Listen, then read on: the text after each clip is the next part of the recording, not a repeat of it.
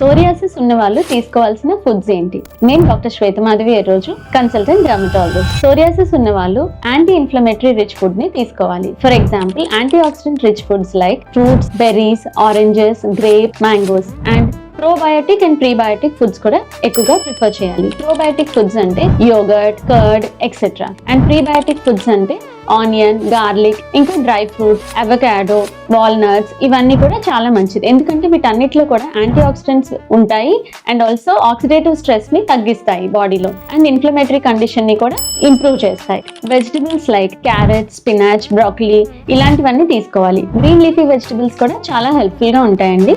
And oils కి వచ్చేసరికి saturated fatty acid rich oils ని అవాయిడ్ చేయాలి. ఆల్రెడీ అనుకున్నాం కదా, ఎథెరోస్క్లెరోటిక్ చేంజెస్ ఎక్కువగా ఉంటాయి సోరియాటిక్ లో పేషెంట్స్ లో. సో అందుకని వాళ్ళు సాచురేటెడ్ ఫ్యాటీ యాసిడ్స్ లైక్ ఘీ, బటర్, డాల్డా, పామ్ ఆయిల్ ఇలాంటివన్నీ కొంచెం తక్కువగా తింటే మంచిది. అండ్ ఆయిల్స్ కి వచ్చేసరికి అన్సాచురేటెడ్ ఫ్యాటీ యాసిడ్స్ కంటెంట్ ఎక్కువ ఉన్న ఆయిల్స్ తీసుకోవాలి.